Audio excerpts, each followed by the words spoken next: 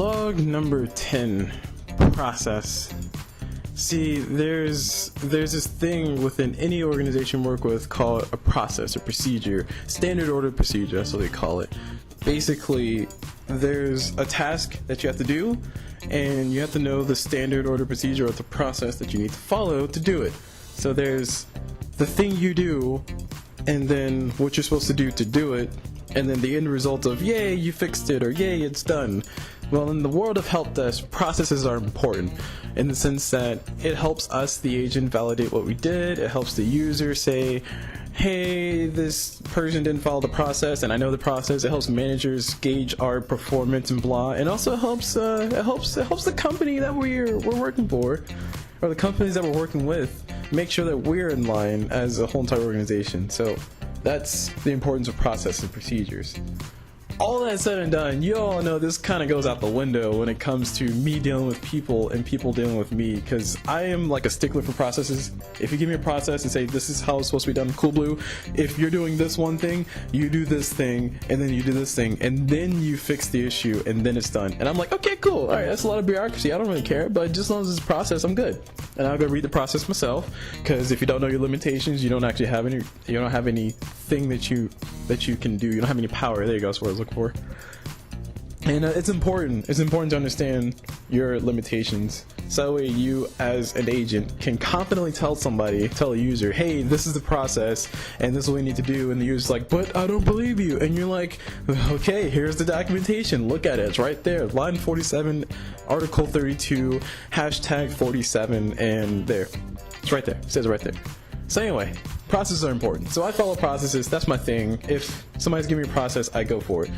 What kills me is whenever I'm dealing with the user, and I say, or the user says, hey, CulBlu, I need you to fix this thing for me. I need a password reset for this thing.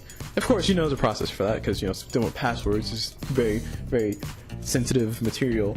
And I'm like, okay, cool, yeah, I can help you with that. Just to let you know, before we do all this, we have to follow this procedure. We got to check this and check that, and then I can send it to you this way, and that's the entire process. And then the user is like, what? That's crazy, that's ridiculous. I've never had to do that before, and I've called for a password reset 6 times today, and nobody's ever told me I had to do all that. That is outrageous. And I'm on the phone like, okay, why am I even here today? Like clearly nobody knows the process. Clearly nobody wants to follow the process. Am I the crazy one? I mean, it says right there. I just looked it up. It's right there. It's all right there. Process. And then I had to go back and explain to the user that I can't speak for the other agents, but the process says this, and I can pass on the process documentation. And the user's like, oh, wait, they didn't do it 5 times ago, man, why we gotta do it now? And I gotta be all like, well, I'm gonna follow the process, unfortunately, so we can go ahead and try to get this done. And, you know, just trying to move it along. And, it's just depressing sometimes. It's like, what's the point of having a process if nobody follows it? Also, on top of that, what's the point of having a process? Okay, hold on. Alright, sorry, I'm getting ahead of myself. I'll say that for later.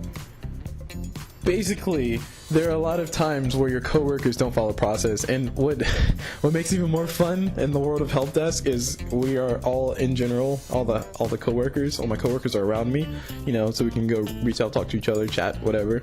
And there are times where I'm on the phone with my user, and then I hear my coworker on that side talking to their user, and I hear my coworker on that side talking to their user, and they're having the same issue that I'm having, you know, they're doing the same issue, and they're not following the process. And I know they're not following the process, and part of me just wants, like, take my phone, remove it from the wall, and then throw it at my coworker's forehead. Because I'm like, no, that is not right. You're doing it wrong. Stop. Both of you. Stop it. Anyway.